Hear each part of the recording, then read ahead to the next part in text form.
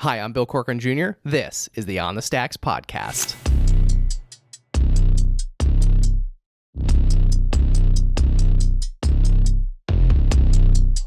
Oh yeah, whoa, look, they can never keep me down, I'm going, and if I ever fail, just know I'll go again. I never quit, cause I know that every loss may lead to another win. I'm going up.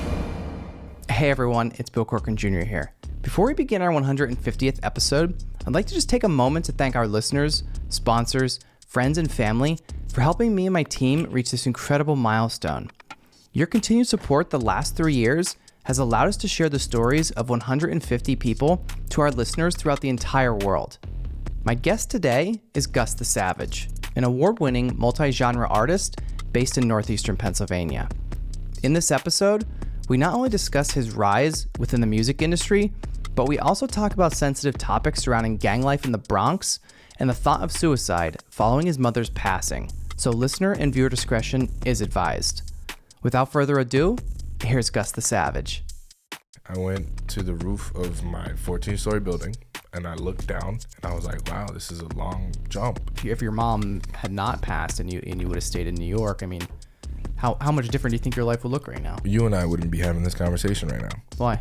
Because I would probably be dead. I would probably either be dead, in jail. I would definitely continue on with my gang affiliation. When you live in the projects, that's all you're around. You know what I'm saying? That's all that there is. There's drug dealers in the corner store. There's drug dealers in the park. There's drug dealers in the building. There's gang members in the building. You can go down the block, turn blood, turn crip, turn whatever. When I was living in New York, I was on a horrible path. My mom dying was, I guess, her way of sacrificing and giving me a better life. Music also saved my life too, because when I wasn't in the streets, I was at home in my room, locked in, writing lyrics in a notebook. This episode is brought to you by Kavanaugh's Grill, one of my favorite places to eat and drink in any PA. They've got one of the best outdoor patios with 13 TVs and over 20 beers on tap. You can also dine inside at this cozy Irish-style pub where your beer never goes empty. Did I mention how delicious their food is?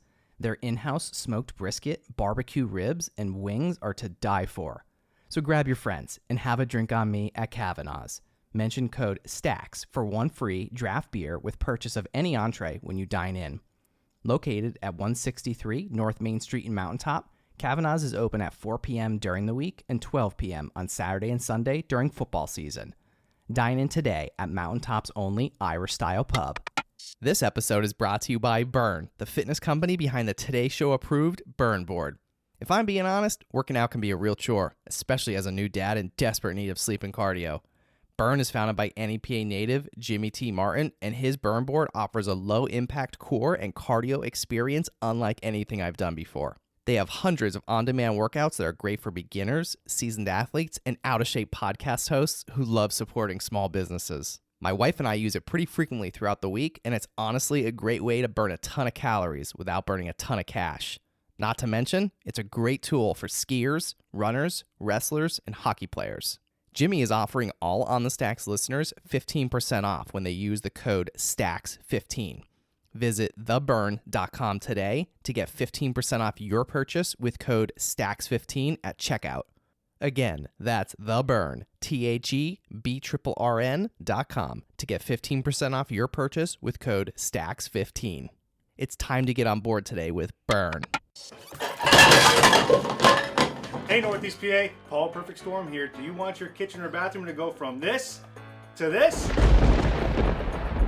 Well, Perfect Storm can do it. Need a kitchen or bath remodel and don't know who the experts are? Perfect Storm Renovations. Expert designers and installers who can help you achieve the kitchen or bathroom of your dreams. Schedule your free in-home design today. Perfect Storm Renovations. High-end quality anyone can afford.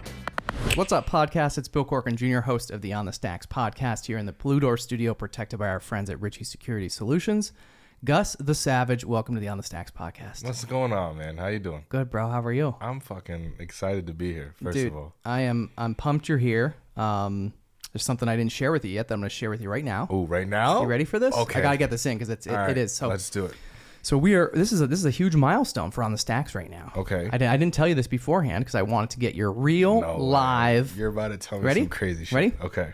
This is The 150th episode. What the fuck, Yeah. bro? And Yeah, you yeah. have me on? Dude, that's an honor right there. I'm so happy to be here now. Let's go. I'm even happier than I was when I walked in here. Yeah, That's yeah. fucking cool as hell. So yeah, man. so we're celebrating our 150th episode here today together. That's awesome. So Pop the bottles of champagne. I should have Let's told go. you, so you would have brought some gifts or something. I didn't. Yeah, I would have fucking brought a goodie bag or something, like. Yeah. But hey, all good. Sometimes it's the surprise. Like this is. I'm your gift. That's it. You're That's, it. You are the gift. No, good. I'm glad we finally connected on this. This is a long time coming. Well, maybe a year, maybe. Something crazy. Just about. Yeah. Yeah. So man, you just put out a new album, That's right. which is exciting. It's okay. You don't have to understand. I love that, by the way. I know you'll probably go into more detail about like what that means. But there's obviously probably a lot of deep meaning there. you Yeah, know? honestly. So when I was coming up for the name of the album, it wasn't always "It's Okay, You Don't Have to Understand." It started off as "Bed of Roses," and then "Bed of Roses" became Gus The Savage, the album, which is out now.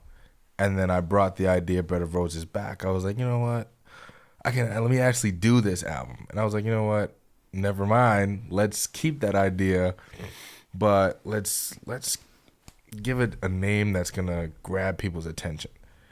And during that time, Drake had came out with his album "Honestly Nevermind," and I was like, wait a minute, that sounds catchy. It's very attention grabbing. I'm like, "Honestly Nevermind, what do you mean by that? Let me listen to this album now." So I thought about something for myself. I'm like, okay, a lot of people tell me they don't understand my music. A lot of people tell me they don't understand why I do this music. So it's okay. You don't have to understand.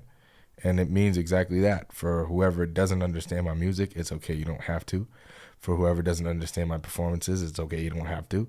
For whoever doesn't understand any type of content that I create, it's okay. You don't have to understand. Because there's people out there who do understand, and they're excited to hear it, excited to see it. So that's all that matters to me. Yeah. What is it about your music that you think that people don't understand? Like, has anyone given you a specific a reason as to why? Okay. Because I tune up my mic. Because it's not their style. It's not their kind of music. They're not hip to it. Some people aren't hip to R&B, hip hop, pop, and stuff like that. It's only what they hear on the radio. So they'll hear all the cursing and all that happy shit. And then I perform. They're like, I don't understand, your realm of it. But when you do it, it's very captivating. It's electrifying. So they show the respect to it, but they just, they can't really get behind it, And then there's also the hater aspect of it. Fuck this guy. He's doing all this shit. Why is he's basically disgracing our genre of music, because people tend to include me in just the hip hop category when I'm trying to be more than just hip hop. And I know that I'm not doing hip hop music, because I know the difference between hip hop and mainstream melodic sound. You know what I'm saying? And that's what I give. I give a mainstream melodic sound. If you want me to be hip hop, I'll be more than happy to make an entire album with boom bap beats from the 90s. You know what I'm saying? I don't have an issue with that, because that's how I started off. But that's not what I'm doing right now. And people tend to just only keep me there. So I think that's another reason why people don't understand my kind of music, because they're like, this is not hip hop. And they're right. It's not hip hop. It's R&B. It's pop. It's melodic. It's something different, It sounds like something you might hear on the radio. That's the type of music that I make.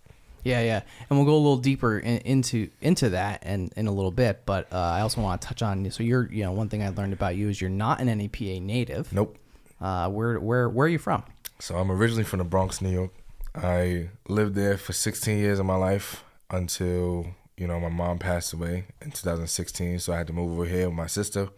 And that was a complete culture shock to me, because I'm so used to corner stores being right down the block, everything being so easily accessible. I have a train, the bus, or whatever.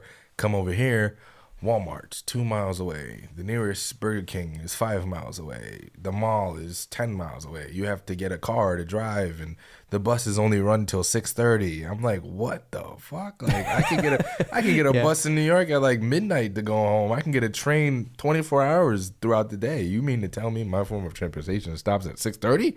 Now I have to walk? Oh, hell no. So that was a problem for me in the beginning of living here, but honestly, I knew that my mom dying was, I guess, her way of sacrificing and giving me a better life. And that's what it is now, because living over here has changed my life completely. Like, when I was living in New York, I was on a horrible path. I was a bad kid, you know? And that's something I don't really get into. Like, I was on another podcast before, and it's no shade to them because they're great people, getting to know the 570. And they asked me, and they wanted me to go in depth to it.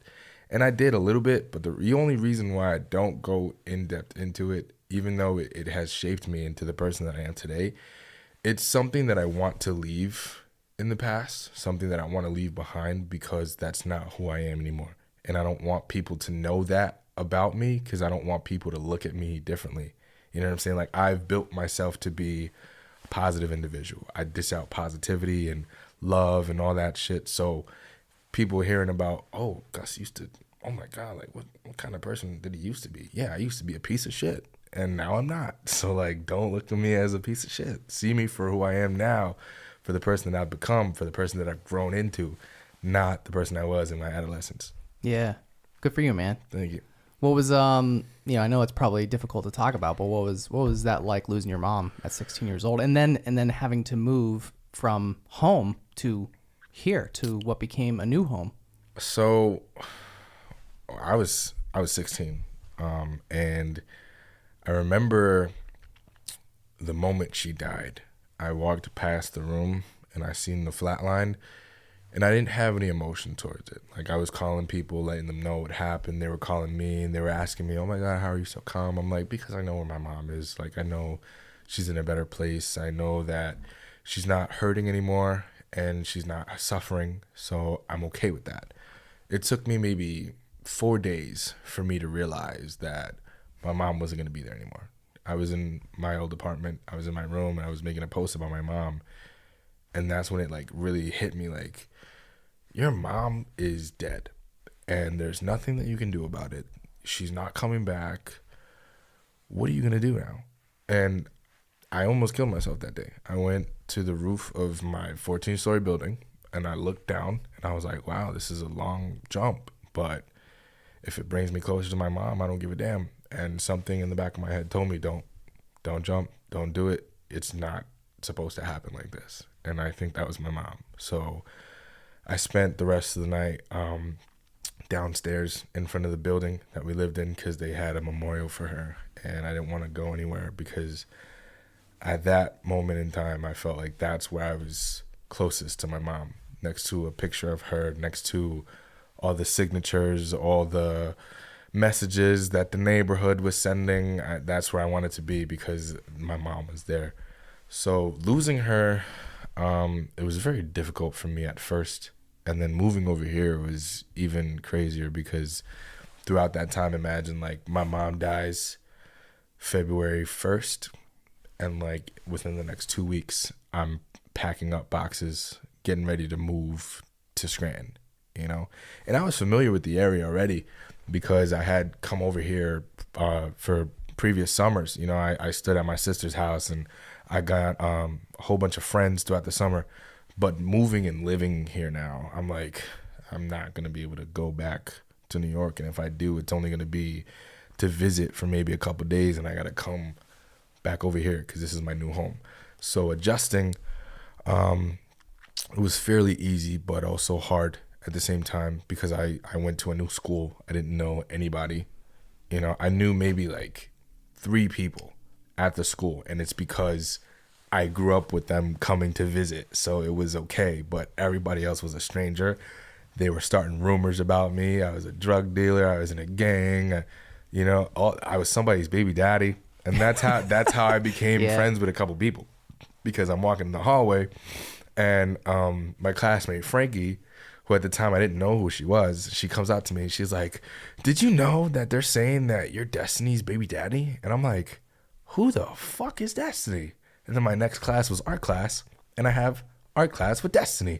So I'm like, are you the one that they're saying that I'm your baby daddy? Oh my God, you must be the new kid. Well, no shit. Yes, I am. I'm obviously the new kid because I don't look like any of you guys. I'm here fresh with my braids. I got the don't talk to me face on. And for like, I think that's how it was for like maybe a couple days. Like nobody really like interacted with me unless I interacted with them. And then after a while, I got comfortable. So that whole thing in itself was like a crazy ass wild time. But after a while, I adjusted and I knew that going to school and getting into extracurricular activities was what I was supposed to be doing. And my mom is not here.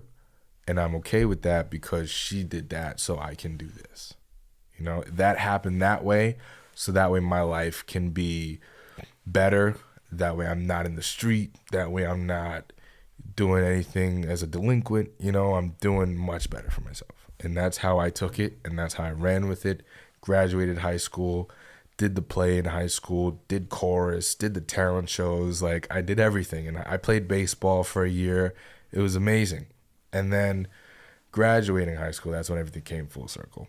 So had you have, if your mom had not passed and you would have stayed in New York, I mean, how much different do you think your life would look right now? You and I wouldn't be having this conversation right now. Why? Because I would probably be dead. I would probably either be dead, in jail. I would definitely continue on with my gang affiliation, and I'd probably be a drug dealer. But death and jail were like the two main things that came out of my neighborhood, because that's what everybody was a drug dealer, gangbanger. You know what I'm saying? Everybody was outside doing what they wasn't supposed to be doing. So that was going to be my path. If my mom stood alive, I was already doing it. I was already in the street late at night, not giving a shit. Like I was taking advantage of the fact that my mom had a disability. In the 80s, she got into a car accident. So before I was born, she didn't have any legs. So as I got older into my teenagers and my stepfather decided that he was going to leave her, I became a delinquent. I took the streets. I started smoking weed. I started hanging around people I wasn't supposed to, you know, doing things that I wasn't supposed to be doing. And if she was alive, yeah, death or jail, or I probably would have been too famous to even be like, oh, OnTheStacks, my ass. Like, I'm not going over there. Like, they're going to have to pay me $50,000 to be on that episode. So I'm glad. I guess I'm not glad that she passed away, but I'm glad that it helped pave the way for me to be the person that I am today. Yeah, man, it sounds like it really, I mean, it clearly changed the path of your life, like, completely. And oh, for sure. Yeah, I mean, it literally saved your life. Definitely. Yeah, it's wild, man. I mean, this, so like as a kid, like, you know, I know you said you don't want to talk about it too much, but like, why is it like in some, you know, especially maybe in the bigger cities, right, that kids like you took to the streets? Because that's all that there was. You know what I'm saying? Like there was school, and then there was after school. There was outside of school. Like, and when you live in the projects, that's all you're around. You know what I'm saying? That's all that there is. There's drug dealers in the corner store. There's drug dealers in the park. There's drug dealers in the building. There's gang members in the building. And eventually, you're like, yo, like growing up, you see those people as the cool people. Like, oh, they got chains on. They're wearing the nice clothes. They always got money. They're always giving you $5 when you walk by. Like, yo, here, take this, go to the store. Like, you wanted to be that guy. You know what I'm saying? So as people grew up, they were like, yo, I'm going to be that guy. Like, I'm going to be the dude walking around with all the chains on, flashy clothes, flashy car, flashing money, all this. Like, that's going to be me. So that's becoming a product of your environment. That's what it is. When you live in the projects and you're surrounded by nothing but that, that's what you become. Yeah. You know? So sorry. So the projects, you know, explain a little bit more. Like, what is that? What was living like that? What was it like living? So in like when I was like a kid, it wasn't too bad because I didn't really understand what was going on around me. You know, my mom would take me outside to go to the park, whatever. I just knew that we couldn't be outside during certain times of the night or certain times of the day. Once the street lights came on, everybody upstairs, you know. And then you start to explore and you start to see what your parents are trying to hide from you. So living in the projects was a crazy experience because at first you're blind. You know, you don't know what's going on. You're innocent. You know, you're not robbed of your innocence yet until you start to smoke weed, or until you get introduced to sex, or until you get introduced to gangs and violence, etc. That's when you start to look around and you finding it. Like when you're looking, you're gonna find it. If you're looking for trouble, you're gonna find trouble. If you're looking for the drugs, you're gonna find it. If you're looking for the gangs, you're gonna find it. It's like I said, it's literally there. Like you can go down the block, turn blood, turn crip, turn whatever. You can go down the block, you can get rock, you can get weed, you can get literally anything. Like everything on the block is there. So living on the block was not so much traumatic, but it was a learning experience for me as I got older because, like I said, you start to see everything that your parents are hiding from you. And me having two parents for a majority of my life, I had my mother and my stepfather. My biological father passed away 5 months after I was born, so I didn't get to experience him. So I had my mother and my stepfather for majority. And then when I was 12, he decided to do some fuck-ass shit and cheat on my mother, and then he left. And then I didn't have no male figure other than my uncle, and I didn't really listen to him that much because I was already too sucked into the streets. Like my uncle, I would go to my uncle's house, get advice from him, and it would go in one ear out the other. He'd give me money, tell me not to spend it on weed, and the first thing I would do when I get back to the block is I would go buy weed and smoke weed in my house. Like I wouldn't give a fuck. Oh, my uncle was bestowing all this life lessons on me and words of wisdom and telling me to apply it, and I'm like, yeah, sure. Fuck you, I'm going to smoke more weed. Like I don't give a fuck what you're telling me. So all that, like not having father, you know, that affects you when you live in the projects, especially when you have a single parent. So now you're not so limited to what you can do. Oh, my mom is sleeping, I'm going outside. You know what I'm saying? Mom can't come get me because mom's in a wheelchair. She's not going outside to chase after me, although sometimes she would. Parents tend to get tired, you know, and they're like, you know what? He'll learn. And I could have, the way that I could have learned was very bad ways. Like I could have been shot, I could have been killed, and that would have been my lesson. And it would have been too late because I'm dead. So what did I learn? Death. What did I leave behind? A grieving family. Yeah, That's some real stuff. That's what it's like. I mean, like I think a lot of people, I think maybe take for granted. Oh yes. You know? Oh, most definitely. And I see it every day. Within my family now, you know, the ones that were born here, they're like, oh, I'm like, dude, if you grew up the way I grew up, you would not be acting the way that you're acting right now. Like, the internet has consumed our youth. Like, everything that we see on the internet, the drill music, the movies, the TV shows, all that shit, we're consumed by it. So that's what we become. So now, instead of becoming products of our environment, we're becoming products of what we see on the internet. Like we're becoming people that we're not. Like I can tell you the toughest kid I know was never that tough at all. He was a goody two-shoes basketball player, all about school.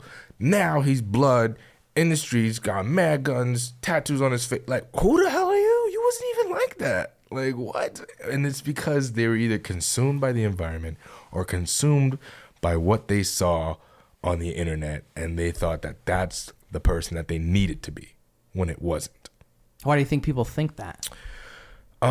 Because everything now with our current generation has become a popularity thing. Like if you don't have a certain car brand, if you don't have a certain jean brand or a certain jacket brand, if you don't have certain things, you're not the it person. You don't have the it factor. You're not him, essentially, or whatever. Everybody's like, oh, I'm him. You're not him. You know what I'm saying?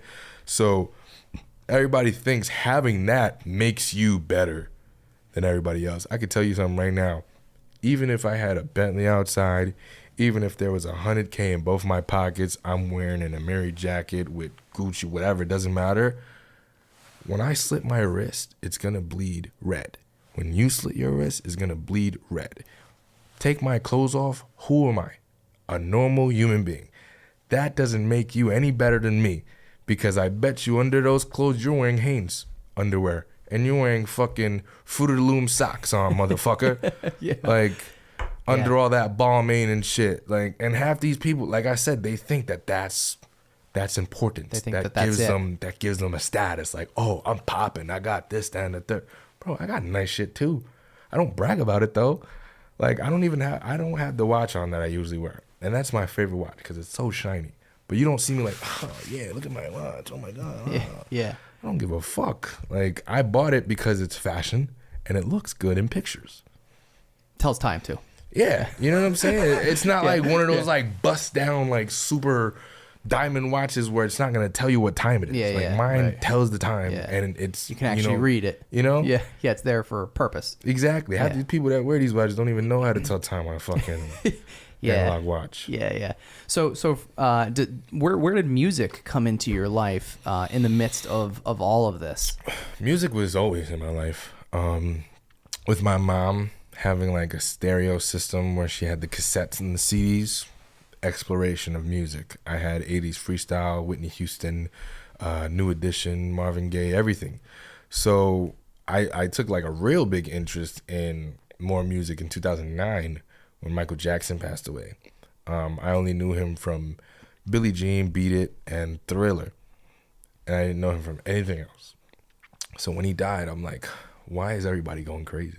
Why is everybody so like, as a kid, you don't understand these things. Like, oh my God, why is he so important? Like, he was on the news for like 2 weeks straight. Yeah. I'm like, bro, we're still talking about Michael Jackson? All right, you know what? Now I got to find out why he's so important.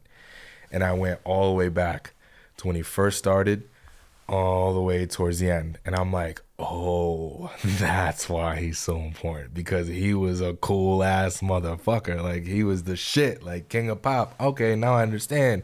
So I started to emulate him. I got the whole Michael Jackson Munich concert from 1997. And I watched the whole thing. And I learned all the dance moves. I learned all the songs. And I did a concert in my living room for my mom and my aunt and my godmother. And then fast forward, Xbox Live Party, a couple years later, maybe when I was like 11, 12 years old, my brother and a couple of our friends, they're rapping, whatever. And I'm like, oh shit, if they can do it, I can do it too. And I was so ass in the beginning of my career. Like, oh my God. We all are. I have the original track that I recorded from one phone to my computer speaker. Nice. And it's so garbage. But at the time, I was like, yo, this is fun. Yeah, at the time, yeah. Dude, yeah. So it always feels that way at the beginning, doesn't it? Oh my God. But that right there was the start of like the rap career, or me wanting to be a rapper, the Xbox Live Party.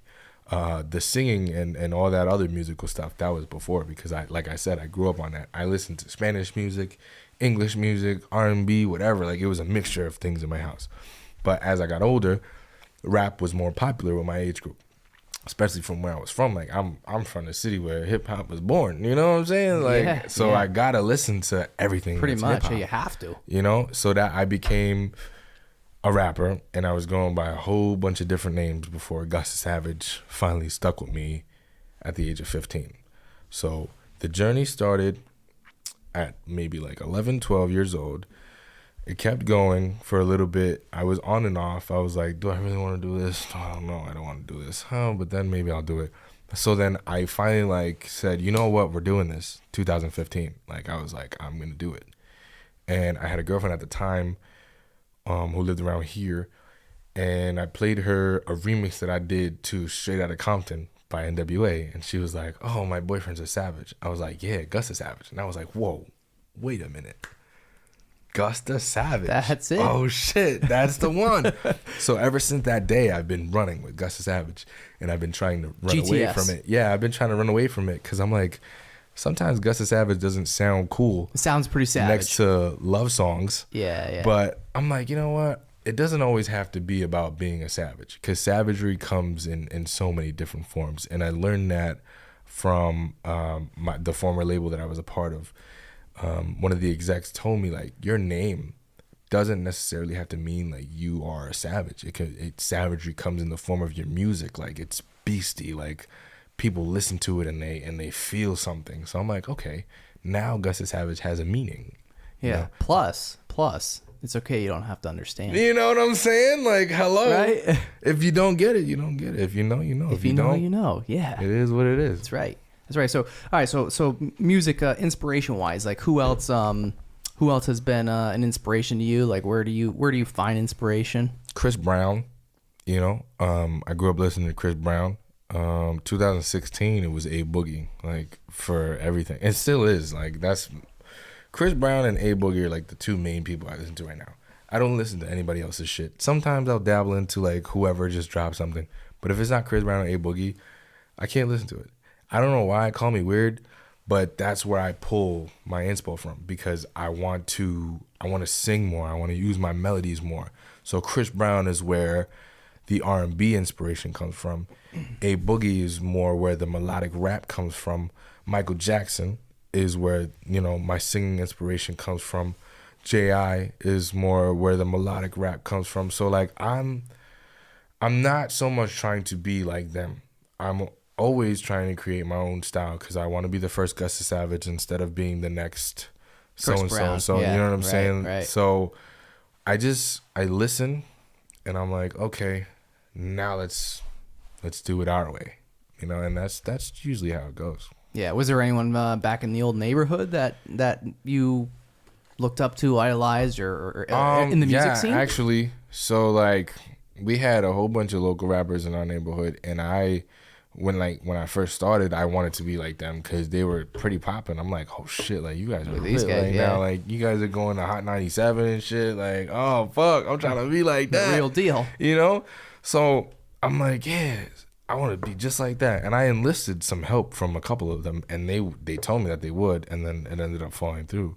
And that's usually how it happens anyway. So it doesn't even matter to me, because I've paved my own way, and I've grown myself, and I've done it all by myself, other than with the help of my producers, Nate and Revenue, and of course, you know, some managers that I had throughout. Shout out to Nate and Revenue. Yeah, shout out to Nate and Revenue. They produced Gus The Savage, the album. They produced It's Okay, You Don't Have to Understand, and we're always working on new projects, so expect more collaborations. Older managers that I had throughout my career, like my boy Cody, who used to be my manager, assistant, producer, engineer, like everything. Like we did everything together. Alana, who I'm still kind of working with right now. Thurman, who I'm like starting to like get a relationship with. These are all people who have, you know, played a part in the growth of my career. So fuck, where was I? We were saying about the people who, you know, the guys in the neighborhood you looked up to. They thought they were gonna help you. And I think I think it's so important, because, you know, it's a blessing that they didn't follow through, because you said it, you paved your own path. Yeah, and I think that's so important. I met those people that I just mentioned over here working and going around and doing these things by myself. Cody got me into the NEPA scene open mic. If it wasn't for him, I would have never knew that they did a talent show every Tuesday and that it was live streamed. Alana has gotten me a couple of shows around the area, and she does an annual 570 Press anniversary show that I'm like always locked in for. Like she never has to ask. She tends to ask me, but I'm like, Lana, like you got me locked in for this show for like every year. Like this is contractual. Like 10 years from now, if you ask me to do an anniversary show, now I'm just gonna tell you no, because I always say yes. So it's like, don't even ask. Just know that I'm gonna do it, unless I'm not able to do it. But expect me to do it. Because of the amount of help that was provided. Revenue. His name is Steven. But Rev and Nate, they're like my uncle figures, brother figures, big brother figures, because outside of music, we get on the FaceTime and we joke around, but we also talk business and we also talk life. So getting life advice from them, and you know, I asked for advice about my baby. I just had a baby. Yeah, congratulations. So I'm like, what do I do about this situation right here? What do I do about that? Like, and it's always a good time with them. And when you talk about the music aspect of things, oh my God, forget about it. We'll be on the phone for hours going through beats, and I'm a picky ass motherfucker. You can ask both of them. Gus is a picky motherfucker when it comes to beats. Like, I'll be like, it sounds good, but let me hear something else. Like, we gotta like.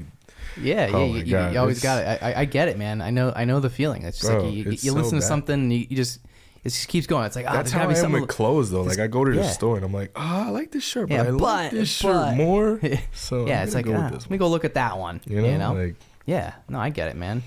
But yeah, I mean, for you, as a musician, doing all this stuff, like there's so much work that goes into it. Oh yeah. That I feel like, and kudos to you, man, for putting in the work and creating the music that you do, because there is so much work that goes into it. Bro, I record myself. Like, yeah, and I do everything in my house. Yeah, and to create the quality of an album that you just put out In my fucking bedroom. Yeah, like it's unbelievable.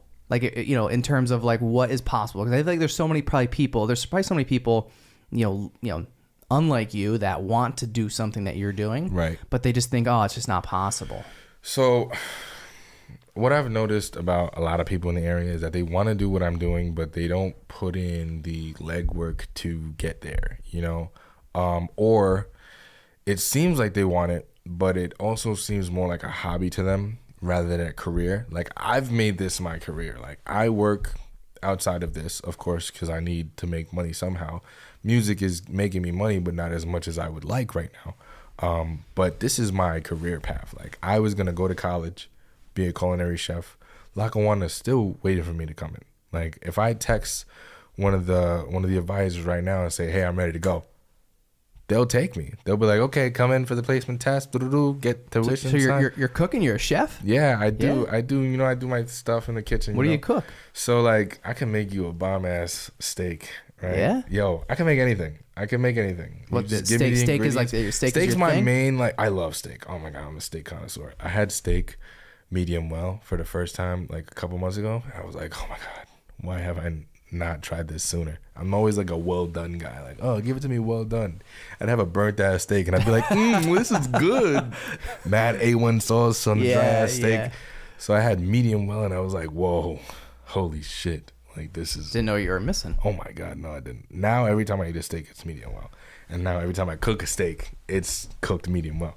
So yeah, in high school, I took up culinary because we had this class, home ec class, and they were teaching us about like life, doing laundry. I knew how to do that. I lived in my sister's house. There was a whole bunch of kids, me, my niece, my nephew, her and her babies and her husband. So everybody's fucking washing clothes. So we learned how to do that. We learned how to take care of babies. We learned how to cook.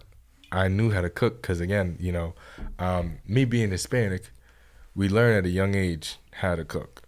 And living in my sister's house. Is that a big culture thing? I don't know if it's so much of a culture thing. I feel like it is for some of us. Like, at a young age, you got to learn how to, like, sometimes fend for yourself when nobody else did it. Like, oh, mom didn't cook. All right, let's see what we got going on in the cabinets. Let's see what we can finesse here. Figure it out. Yeah, and sometimes that would happen to my sister's house. Like, she wouldn't cook, and I'd be like, you know what? I gotta whip something up. Like, I'm making like a whole like Spam with mac and cheese or whatever, or I'm cooking chicken and shit, like for whoever's up and hungry. But in school, we had like prep meals. Like, we did like feasts. So like, we prepared the meal for our senior lunch or whatever. It was like a senior picnic, and we did like sliders, we did pasta salads, we did chicken and buffalo chicken dip, everything. Like, we had everything that was to offer, and that's how I really got into it. So Lackawanna came in, and they were like doing like a college fair type thing. They came into the class, and I spoke to one of the chefs. I was like, I do good in this kitchen. Like, you could ask anybody in here. Like, I'm bon appetit, Yeah. So I did everything I had to do. I did the placement tests. I went in and I took pictures in front of the banner with the fucking t-shirt and everything. Like, they had my name on the welcome TV, like, we welcome Gus. I'm like, oh wow, this is great. And then the letter came in, like, all right, give us $100 and you're good to go, like, ready to start. I was like, wow. Put the letter away. I never opened it. Why? On the Stacks will be back in a flash after a word from our sponsor.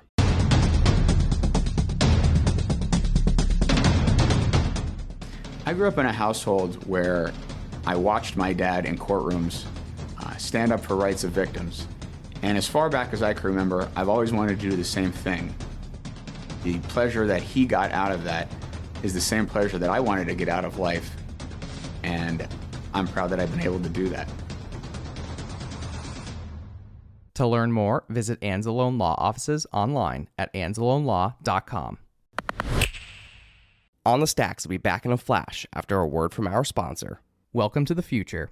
While you're hearing this ad in the present, the Center for Technology Innovation at Lackawanna College is preparing students for the jobs of tomorrow in the world of advanced technology. The Center for Technology Innovation will offer undergraduate degree programs, corporate training, as well as short-term stackable certificates in areas such as robotics, cybersecurity, electric vehicles, virtual reality, and artificial intelligence. Based at a 90,000 square foot facility in downtown Scranton, Pennsylvania, the Center for Technology Innovation is located 2 hours from the major cities of New York, New Jersey, and Philadelphia, and is just 15 minutes from a commercial airport in a region thriving with tourist attractions and a vibrant restaurant, educational, and cultural scene. Lackawanna College is a proven industry-leading innovator. But don't just take my word for it. Fast Company even recognized Lackawanna College's reputation for innovation by naming them to their top 10 list as one of the world's most innovative companies. For more information or to enroll, call 877-346-3552 or visit lackawanna.edu. And now, back to our chat on the Stacks. Ever again. Because in that moment, something in me told me that that's not what I was supposed to be doing. So I was all happy about it, and then I closed the letter, and then I was like, we're not going, because music is what we're supposed to be doing.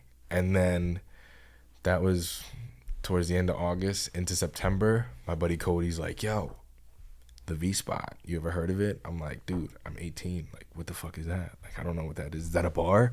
Yeah, it's a bar. And they do an open mic. What's an open mic? Oh, you can go in and you can sign up and perform. But don't you have to be 21? Yes, but if you're 18, you can have a guardian or a chaperone. I'm like, dude, let's go. And that was the first venue that I performed at outside of a school talent show. It was a lot different, obviously, because, you know, performing for school, you're limited to the things that you can sing.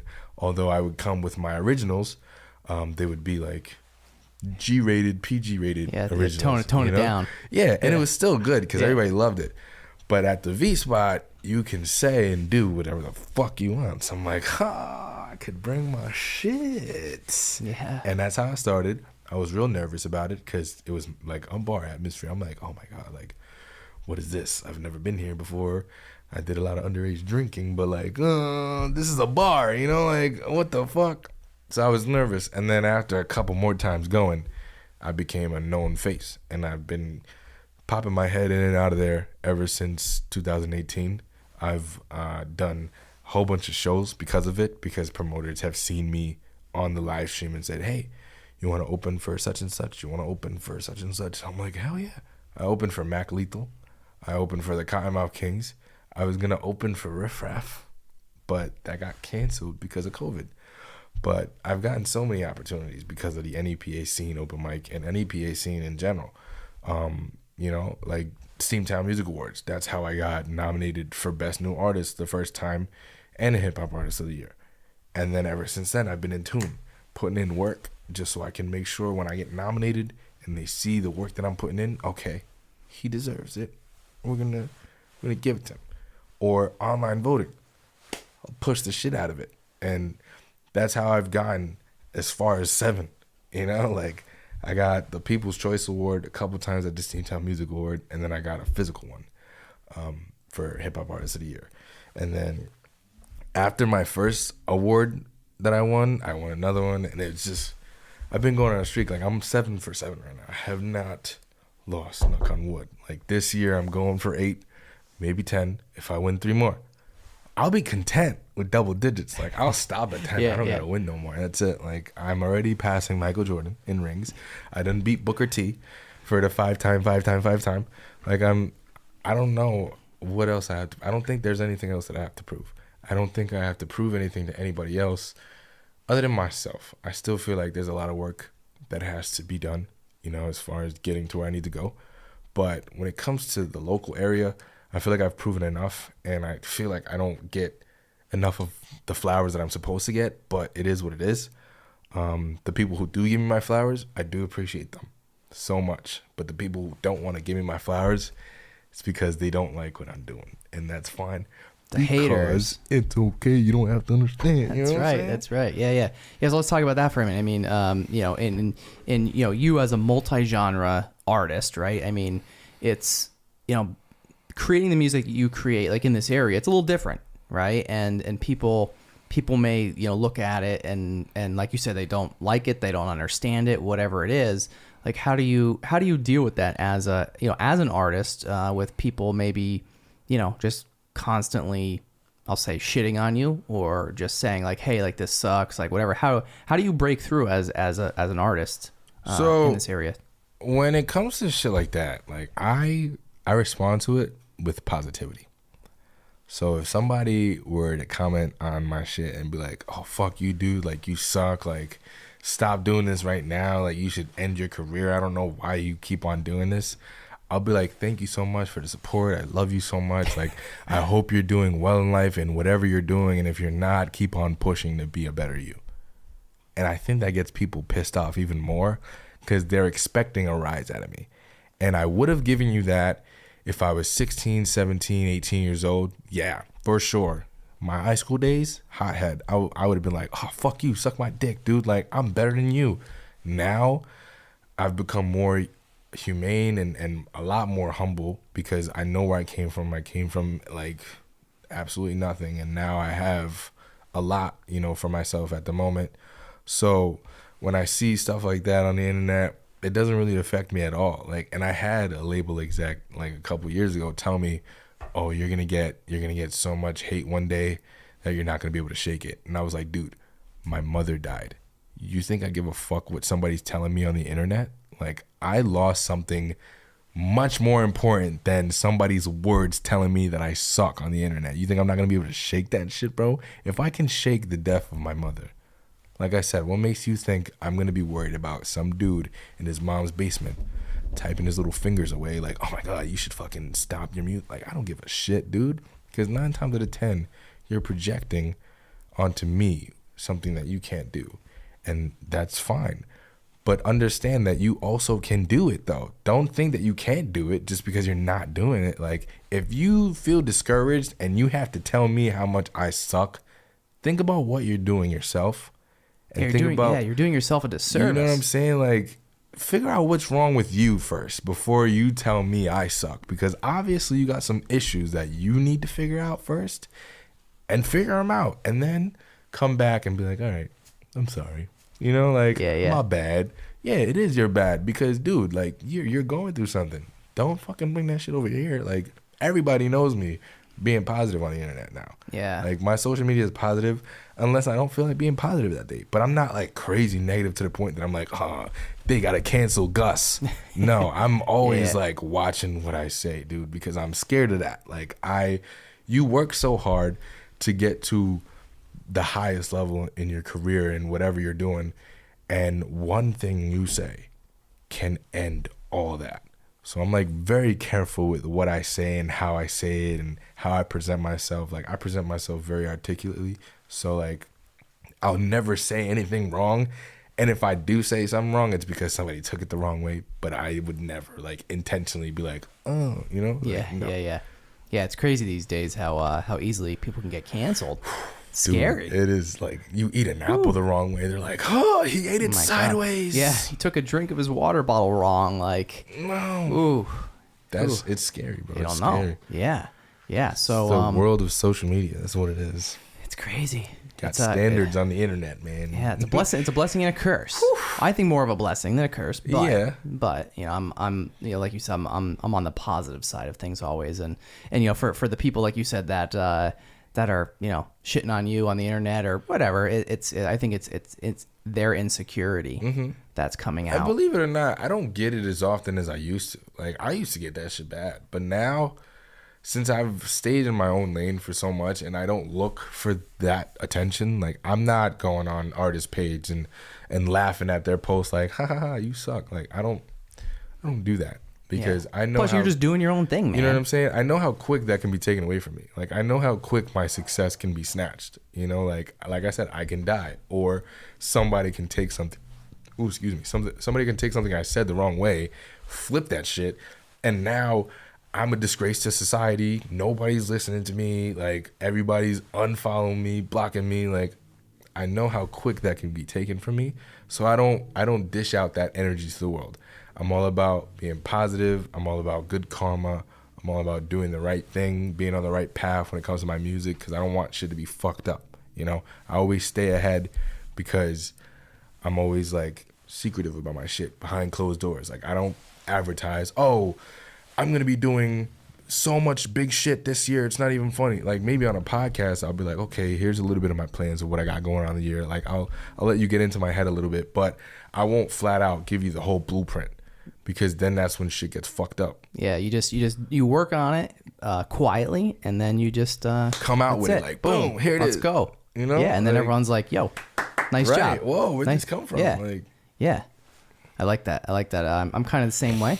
You know, we'll drop some hints here and there about some things, but yeah, you work in silence. Yeah, and that's the best thing to do, because that's when you get to keep your ideas. You know, when you share ideas with people, and this has happened to me like a lot. Like, I'll share an idea with somebody, and then they'll create something that's legit similar to what I just told them, and be like, yeah, no, this idea's been in my head for. I was thinking the same thing. I'm like, bro, get the fuck out of here, bro. Like, no, you did not.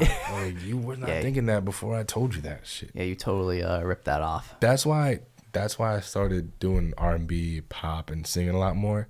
Because when I was mainly doing melodic rap, I noticed a trend of artists following in that footstep. And I was like, oh, this is cool. I'm a trendsetter.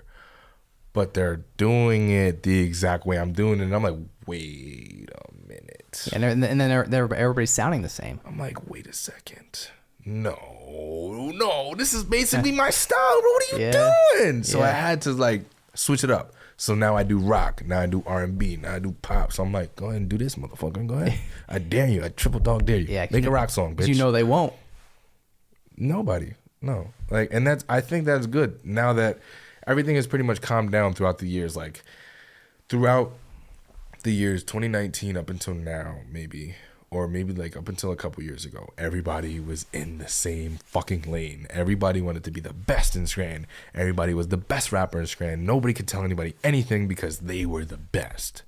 Now I feel like everybody's done, you know, found their niche or whatever, and you know, they're doing their thing. I'm doing my thing. Everybody's left each other alone. But throughout like 2019 into 2020, 2021, it was a competition. It still is for some people, but not for me. I don't take music as a competition. I don't look at anybody as my competition in this area, and that's not me being cocky. That's just, why is it a competition? You know, why do I have to feel like I need to win against you? No, that's not what it's about. We can all work together and we can win together. I don't have to beat you at anything. Like, I'm not here to beat you at anything. I'm not here to be the greatest player of the game. No, I don't want to be the greatest artist in Scranton. I'm looking to be one of the greatest musicians, musical artists, whatever, in the entire world. Like, I want to get Michael Jackson famous to the point where I'm taking off my glasses and 5,000 people just painted because I just took my glasses off. Like, they just passed out. Oh my God, he took his glasses off. Oh, like that type shit. Like, and I know that eventually I'll get there as long as I put in that amount of hard work and grit that he did. Oh yeah, like, I'm going to get there. A lot of people don't focus on that around here because they want to be the best in Scranton. And too fast, too soon. You know, like, you just came out and now all of a sudden you're the best. Like, dude, you dropped 2 songs. Yeah, chill, what are you bro. talking about, bro? Like, you're just getting started. Plus, you sound just like me. That's how it used. I'm telling you, that's how it used to be. But now, like I said, I don't see that anymore, and that's good because everybody has now found their own style. Everybody's in their own lane, and I'm more in my own lane than anything because I have like purposefully disbanded myself from everybody who was in that category because I didn't want to be like everybody else. I knew that I had more potential than being the best artist in Scranton. Okay, and that's, like I said, that's not everybody's main focus. Everybody's main focus is, oh my God, I want to be the best. I want to be the best. I want to be the best in Scranton. That's the key word or keywords in Scranton. You want to be the best in Scranton. You don't want to be the best in the world. I want to be one of the best in the world because I can't say best in the world. I can't just say plain I'm the best in the world because I don't want to be just the one best in the world. I know that there's people better than me. Hell yeah, there's probably a million people that can do what I do 20 times better than me. But guess what? I can say that I'm one of the best people to do it. I can say I'm one of the best performers, one of the best entertainers, one of the best artists to be based out of this area. Are you still in the freestyle game? I was thinking about man, this is the 150th episode here. I feel like freestyle. I have not freestyled in years. Okay. Think we can break you out of partial retirement? I'll tell you what. Since it's 150th episode and you have me on the podcast, I will do it for you. So if you have a beat, let's drop that shit. Let me cue something up here. Hang on. Let me see what we got. Bill, you're fucking home. Oh my God, here we go. Let me see if we can see if we What do we got? See, hold on, let's see if we can cue something up for you here. Right, here we go. Are you ready? Ready for this? This is the 150th. 150. All right, you know what? I'll give it to you. We got to do it, right? Oh boy. Ooh. On the Stacks podcast, Gus The Savage. The one and only exclusive freestyle that I'll ever do. Don't ever ask this again. Check it out.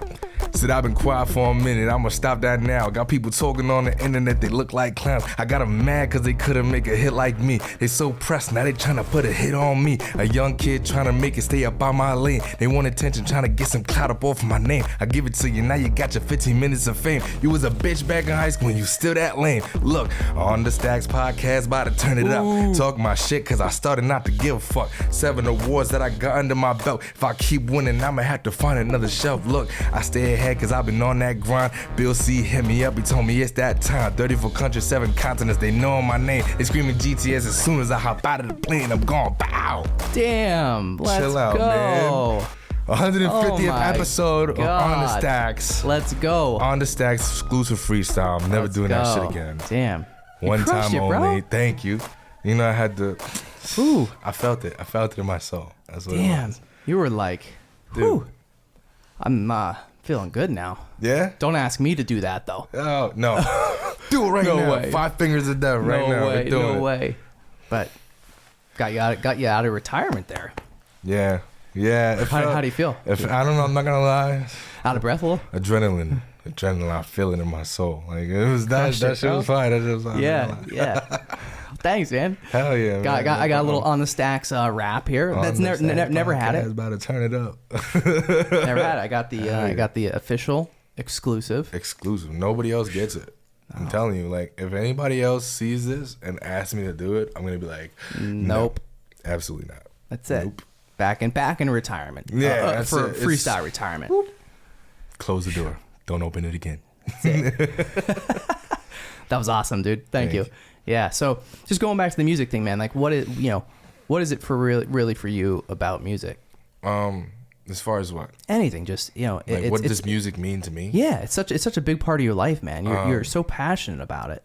So as much as being around here saved my life, music also saved my life too. Because when I wasn't in the streets, I was at home in my room, locked in, writing lyrics in a notebook, recording songs from one cell phone to the other. One cell phone played the beat, the other cell phone played the voice memo, and that's how I got my full songs. And I would post them on SoundCloud, and that used to be the file. I used to make music videos off my cell phone using Triller to compose them all together. Now, I still use my phone for videos, but we're more advanced now, so like you got all the quality and shit and editing. But the journey of music in itself and the meaning of music to me is something more sentimental. Like, I treat music like it's an inanimate object. Like, if I could marry music, I would, because of everything that it's done for me, everything that it's showed me. It allows me to express myself in ways that I never knew that I could.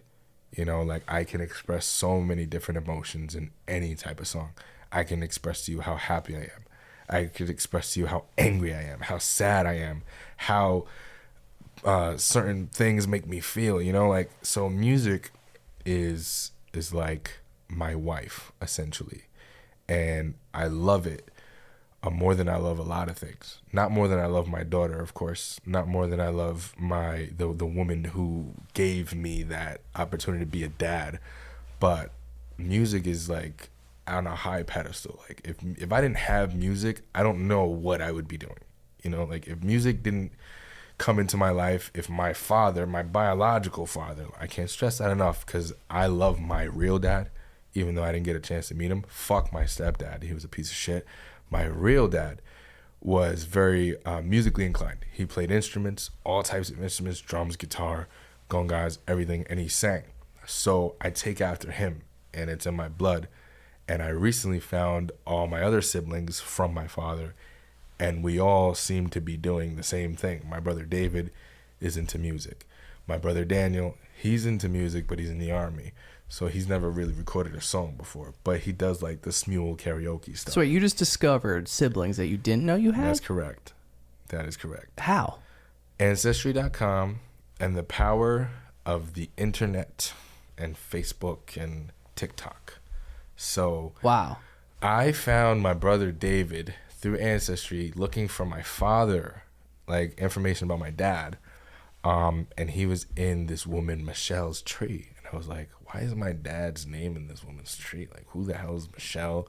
Like, obviously, yeah, we don't have that last name. Who the fuck is this? So I texted her on Ancestry. I'm like, hey, like, I noticed my dad is in your tree. Like, who is he related to in your family?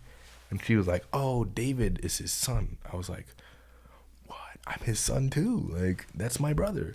And I got on the phone with David, and he's like, yep, I'm your big brother. I found Daniel through this website called fastpeoplesearch.com.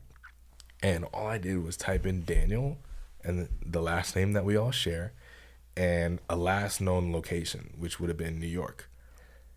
And I found one who's had the same number throughout mad years. So I was like, you know, what are the odds? Like, and he lived near where I used to live. So I'm like, let me text him. At first, he thought it was a scam. He was like, you're not my brother. No way. I know a whole bunch of people who call me saying that they're my family and they're just looking for money. I'm like, dude, I will show you my ID and my face on the webcam if you don't believe me. As soon as we got on the webcam, he was like, oh, shit. I was like, we're brothers. we got the same nose, motherfucker. Like, I'll show you my ID. It says the same thing yours says, you know? Maybe we have two different first names, but his middle name is my first name. So that's what sold it. As soon as I told him my name, he was like, no way, because my middle name is this. I'm like, well, that's my dad's wild. name, so that might be why it's your middle name. And then, so I found David, I found Daniel. Christian is in Florida. David won't. David is being a little wussy right now. I love you, big bro, but you're being a wuss about giving me Chris's information. And I'm going to call you and I'm going to tell you about it. But yeah, so Chris is in Florida. And unfortunately, my brother Ralphie, who was the oldest brother, he passed away in 2007. The funniest thing about finding Daniel is that when him and I spoke for the first time, he told me about his old neighborhood. Believe this, that his old neighborhood, the building that he lived in, was literally across the street from my elementary school, right next to my best friend's building. That entire time that I lived in New York, my brother lived down the block from me. That's wild. And I didn't fucking know until he told me. And I was like, you mean to tell me? So wait, he knew? No, he didn't know okay. either. Yeah. Until like we conversated about it, and he was like, yeah, I used to live here. And I'm like, so you mean to tell me you live down the block? So you guys were probably walking by each other. Didn't even know. For years. Had no clue. Didn't even know. Yeah, brothers. I was probably walking past him, making fun of him. Like, oh my God, look at him. Yeah, look at this guy. Like, yeah. Does he have a big head? We all have big heads. Do you? Yeah. I don't think it's that big. No, well, my hat is on. So like, okay. All right. Don't take the hat off. You know, no. Big head will come out. Big head Gus. David, my brother David looks a lot like my dad. If you see a picture like of my dad and you see David, you're like, what the fuck? Like, is that your dad reincarnated? Pretty much, yeah. Like, that's David. David looks like my dad. Daniel looks more like me. I don't know what Christian looks like, and I don't know what Rafi looks like. But I know that I have nieces. A niece from David, who's as old as me. Her name is Lyric. And his son, Davin, who I don't even consider my nephew, he's more like my brother than anything. So connecting with all of them has been really special. It's been a great experience for me because I didn't have that for 23 years of my life. I always knew that I had brothers out there. I just didn't know where. And had I not found my dad in that family tree, I would have still probably been searching and looking, and I probably would have never found them. But I'm glad that I did, because I've always had my sister, but every time I would argue with my sister, I'd be like, I wish I had a brother. I wish I had a brother. Now I have a bunch of them. So like, and I mean, Yeah. I've always had a brother growing up because there was a family who lived in the same building as me who is legit like my family. Like, I consider his mother my mom and dad, and I've always considered him my brother Dre. And that's always been my brother throughout my entire life. Like, that's been my older brother. He taught me how to fight. He taught me what it was to defend myself. Like, he taught me everything that I needed to know about the street. You know what I'm saying? So I had him as my older brother. So now I have my biological, like, oh shit, like, we have the same last name, same dad, different moms, but my dad was a fucking Rolling Stone. He had 4 different baby moms. It was crazy. But we're all related. And that energy has never been in the same room with each other. So the day that we all get to be in the same room with each other, it's going to be like an explosion of Gus and Lyric and Davin and David and Daniel and everybody. Like, it's going to be crazy. And I'm looking forward to it because the conversations that I have with my brothers, my brother David tells me a lot about my dad. Daniel doesn't really know too much. He knows more the bad than the good. David has experienced both the good, bad, and the ugly. So I get to learn things about my dad that I didn't know, that I can't ask my mom anymore. So I get to see pictures that I never seen. I get to learn that we all like to draw. You know, like, everything about my dad, it lives on through us. So like, we get the music, we get the art. I know how to play the drums. Like, I'm him. I'm legit my dad. Not him as I'm him, but I'm him as in, like, my dad. All the good parts about my dad, at least. That's wild, man. Yeah. Whoa. Hell yeah, dude. So wait, there's one that you haven't met, right? You said, Which is Christian. Christian. And that's it. Because I can't meet Ralphie because unfortunately he passed away. But everybody else, I got him. Good over there? Yeah, it fell, but I caught it with my I foot. thought maybe there was like a bug or something. No, it was falling. I caught it with my foot. I was like, where Nice do you catch. think you're going? Nice catch. Dude, if I didn't catch it, the headphone would have Oh my God, the whole show. Yeah, we'd knock everything over. Everything over. Sheesh. Instinct. My guy. So yeah, so the one brother that you said there's still one that you haven't been able That's to connect right. with. That's right. But I will eventually. I know I will. Yeah. Once David stops being a little bitch about it. Yeah, David. Is David gonna see this episode? Probably, most likely, yes. David. He's gonna see me calling him out, and Yes. we're gonna talk about it. I don't give a damn. I love you, big bro. David, we're all calling you out on this show. Give me so Chris's information right now. I know you have it, motherfucker. give him Chris's information. So there it is. That's cool, man. That's exciting. Hell yeah. I'm sure things will work out for you, and Oh, it'll be yeah. a pretty cool experience. Dude, I can't even it's- imagine. I play the game with them like almost all the time. Like, me and my brother Davin. Well, he's technically speaking my nephew, but I call him my brother because like we connect on that level. So Davin and I occasionally we play GTA RP together. And now we're in a group chat with our boy JT. Shout out JT. Like, that's my homie right there too. He's become a brother to me. So like, they're all so welcoming, you know, and that's what I was worrisome about. Like, I was scared that it was gonna like not get taken the right way. Like, oh, what do you want? Like, who are you? Like, where are you coming from? This is so random. And at first it was like that, like, oh, this is so random, like, this is new. Like, everybody was a little bit overwhelmed, as I was too. Like, 23 years, here comes this random person calling your phone, like, hey, buddy. Like, what are you talking I'm about, your bro? little bro, dude. Like, so, yeah. but it's been a wild and truly amazing experience. Yeah, and the fact that you guys are all sort of connected in the music Hell world yeah, too. That you guys dude, all what? do music. That's Yeah, like it's awesome. That's like crazy, man. That's so cool to hear that. Like, especially like you said, your whole life. Yeah, so like there's like 3 aspects of my dad that each one of us have. So Daniel has the mechanic aspect, and he didn't even know anything about my dad. So he has the mechanic aspect. David and I have music, and his children following with the art.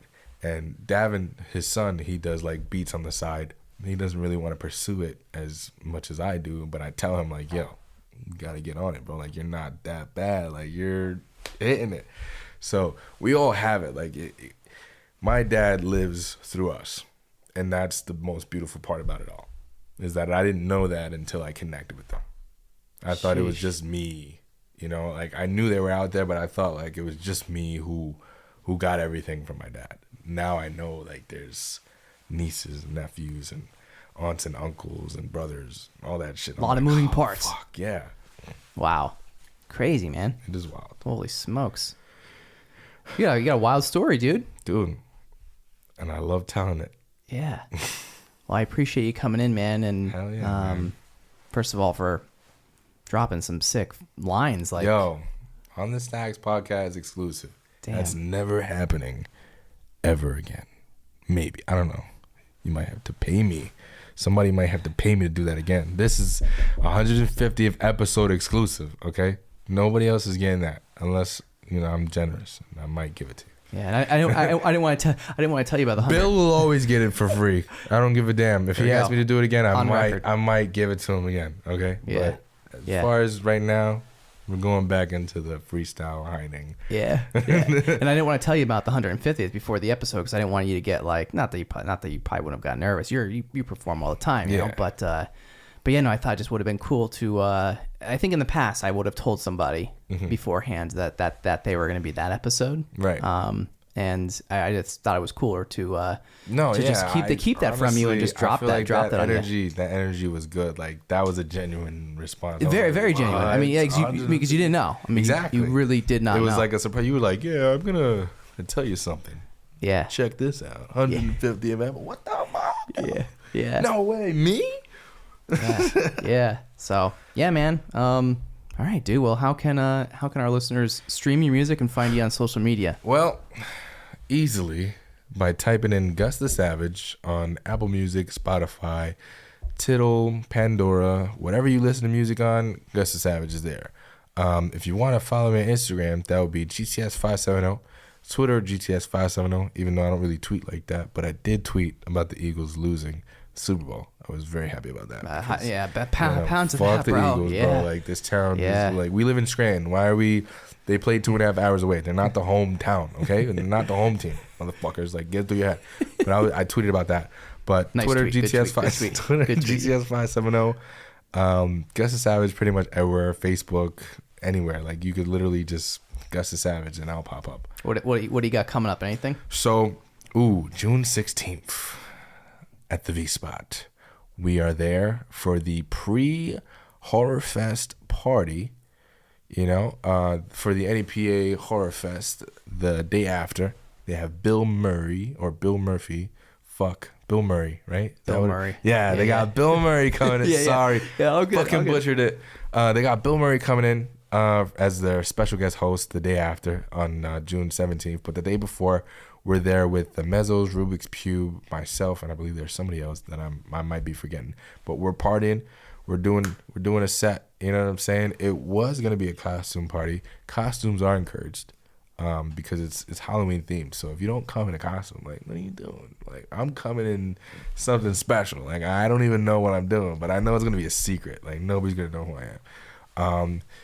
Deluxe for It's Okay, You Don't Have to Understand, coming soon. It's in the works. That's like Deluxe. Yes, that's hidden treasure. Is it already like done? Or are you still working on it? So I have an idea for 5 songs to add because that's all I'm adding. I'm adding just 5 more tracks, like as the bonus tracks. Like, boom, here you go. Here's the songs that didn't make it to the official release, but now we're gonna add on to what we got.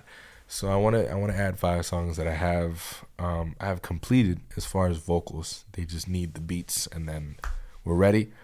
And then I have the music video for, what is it? What am I doing?